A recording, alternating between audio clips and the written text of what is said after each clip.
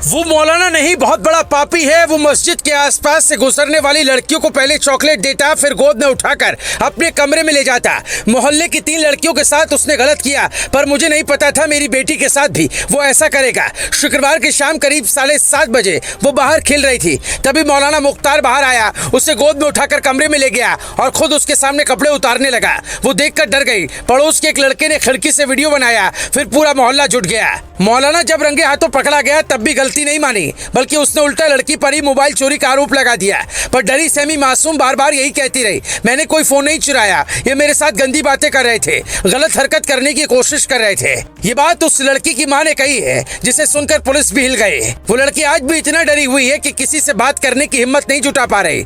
हर दाढ़ी वाले को देखकर माँ से लिपट जाती है और कहती है हमें बचा लो। लड़की की हालत देखने के बाद पुलिस के दिमाग में भी पहला सवाल यही था कि इस मौलाना को हर हाल में जल्द से जल्द पकड़ना होगा। जिसके बाद पुलिस ने जगह जगह छापा मारा, शहर शहर अलर्ट जारी किया, सीसीटीवी फुटेज खंगाले। फिर आखिर में पता चला मौलाना उसी मोहल्ले में अपने एक रिश्तेदार के घर छिपा है। जिसे पुलिस ने गिरफ्तार किया तो उसने चौंकाने वाले राज खोले और कहा, मैं कोई मौलाना नहीं हूँ, 5 वक्त का नमाज पढ़ता हूँ, इसीलिए आसपास के लोग मुझे मौलाना कहते थे।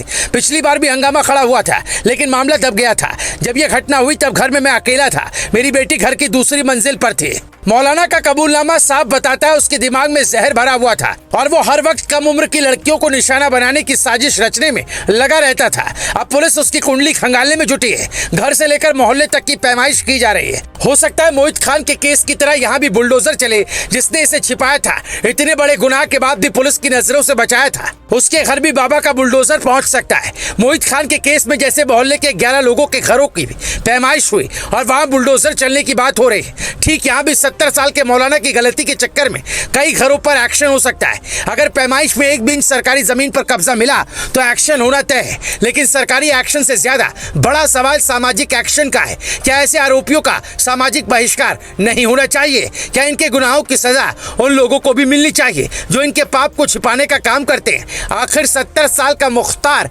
किसकी शह पर ऐसा कर रहा था और बार बार बच जा रहा था?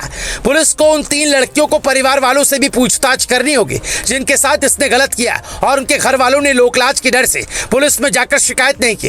इस बार भी शायद कोई खुलासा नहीं हो पाता अगर मौलाना का दरवाजा तोड़कर घर के अंदर नहीं घुसते और उसे बिना शर्ट के नहीं पकड़ पाते। वो घर के पिछले दरवाजे से उस वक्त भाग जरूर गया था, लेकिन कानून के लंबे हाथों ने उसे जब पकड़ा तो न सिर्फ उसके सारे राज खुल गए, बल्कि कई बड़े खुलासे हुए, जिसमें सबसे बड़ा खुलासा ये है कि इसकी पकड़ काफी मजबूत है। रसूख के दम पर यह बचने की कोशिश करता है। इसके कई बड़े लोगों से संबंध है। Bureau report, global Bharat TV.